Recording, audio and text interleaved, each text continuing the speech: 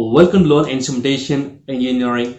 So in this channel you'll be learning about different basic concepts of industrial instrumentation and control systems, which includes process measurement devices, process measurement applications, control system techniques, and latest updates and technology updates in the field of industrial instrumentation and automation.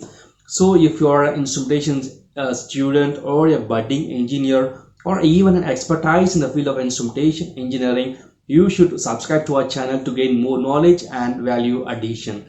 So in this video we are going to discuss about the installation of a control valve. We are not going to detailedly discuss on installation. How does a control valve looks in the pipeline? So what are the different requirements should be available with being discussed in this video? So let's get into this video. Come on. You could see over here that you have the control valve, block valve, and emergency isolation valve. So first of all, let me explain you. This blue color line is a process fluid.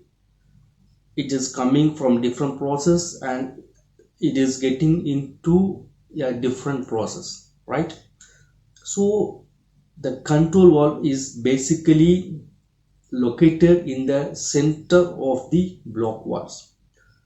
First of all, you should understand that a control valve just throttles the process fluid, but it has some mandatory requirement that should be available in a pipeline.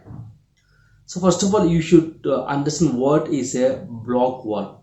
See, we refer it as a block valve or an isolation valve. So in this scenario, you could see that it is an upstream isolation valve and it just either operates full open or full closed condition. At the same time, you do have a downstream isolation block valve or a isolation valve, and you have a block valve or a bypass valve. You could see over here the process fluid gets overridden the control valve or gets bypassed from the control valve and it jumps to directly in the downstream of a control valve. So this is the purpose of a bypass valve. I will now explain you what is the different purpose of these block valve, control valve, and emergency isolation valve. See, basically control valve just throttle the process fluid from inlet port to outlet port to meet the process demand, right?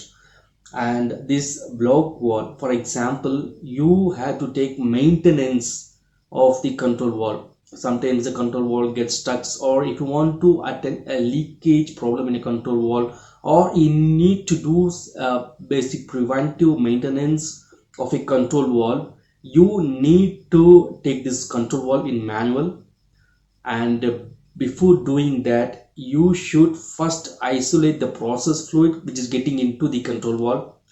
And how we are achieving this, we are isolating the upstream isolation valve, that is a block valve in the left side, that's upstream, and then we isolate the downstream isolation block valve, and we have a drain arrangements in the upstream and downstream so that we drain the process fluid.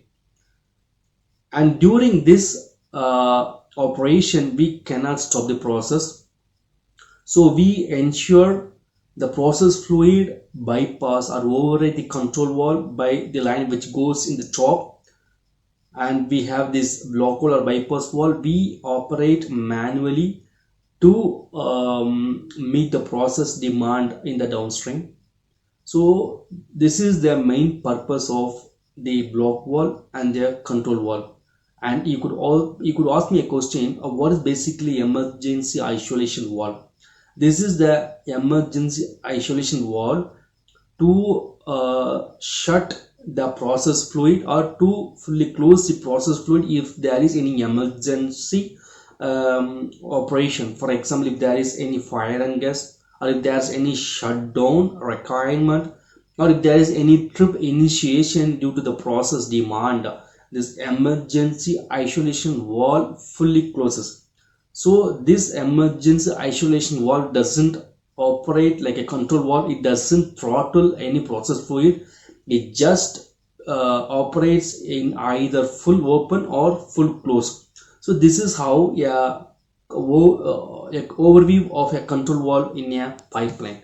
So you got a very good understanding of how does overview of control valve is available in a pipeline. So what are different other components that is being associated for a control valve, and how does emergency isolation valve works, and what is the purpose of bypass valve, and what's the purpose of upstream downstream isolation valve. So these are the mandatory requirement for a control valve to be installed in their pipeline.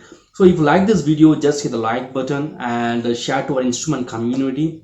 And if you want to watch such instrumentation and automation videos, do subscribe to our channel Learn Instrumentation Engineering. Thank you.